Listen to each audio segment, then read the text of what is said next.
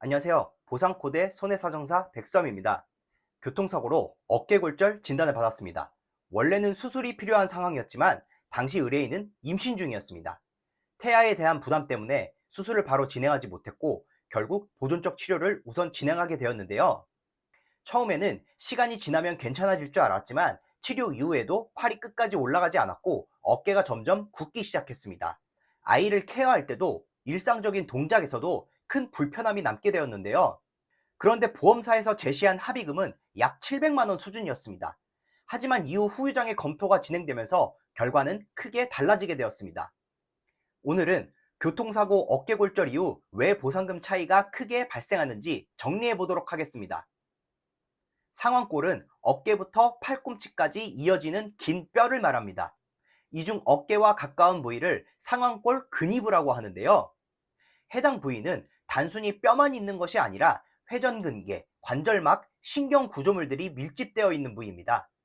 따라서 골절이 발생하면 단순 골절보다는 주변 조직까지 함께 손상되는 경우가 많으며 골절 정도가 심한 경우 금속판 고정술이나 인공관절 수술까지 이어지기도 합니다. 많은 분들이 골절 사고 이후 수술 여부, 입원 기간, 통원 횟수만 중요하다고 생각합니다. 하지만 실제 보상에서 더 중요한 건 이후 남는 기능 제한입니다. 특히 어깨 관절은 팔이 어느 정도 올라가는지, 회전이 가능한지 등이 매우 중요하게 평가되는데요.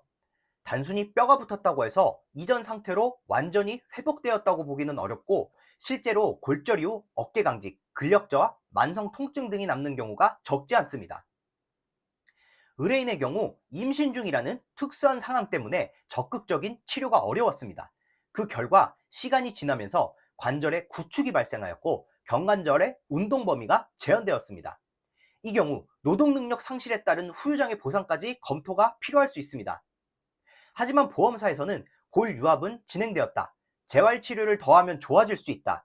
엑스레이, CT, MRI 등 영상상에 큰 문제가 없다는 취지로 후유장애 인정에 소극적인 입장을 보이는 경우가 많습니다. 물론 완전히 틀린 이야기는 아닙니다. 하지만 후유장애는 단순 영상 소견만으로 판단되는 것이 아니라 실제 기능 제한 여부를 살펴보아야 합니다. 결국 의뢰인의 경우 지속적인 기능 제한이 확인되면서 후유장애 검토가 다시 진행되었습니다. 초기에 제시했던 합의금 700만 원이 1,800만 원으로 달라진 이유는 후유장애로 인한 상실수익액 때문입니다. 상실수익액이란 간단하게 사고가 없었다면 앞으로 벌 수 있었던 수입을 현재 가치로 환산한 것을 말합니다. 초기에는 치료비, 위자료, 휴업손해 중심으로만 합의가 검토되었지만 이후 어깨 강직으로 인한 관절 운동 제한, 지속적인 기능 저하 등이 확인되면서 상실 수익액 부분이 추가적으로 반영된 것인데요.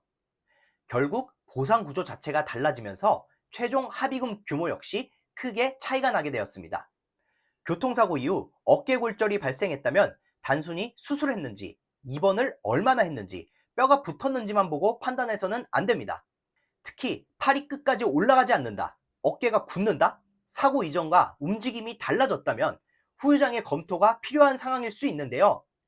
보험사에서 합의 제한을 받았더라도 현재 몸 상태에 기능 제한이 남아 있다면 충분한 검토 없이 합의를 서두르는 것은 주의가 필요합니다.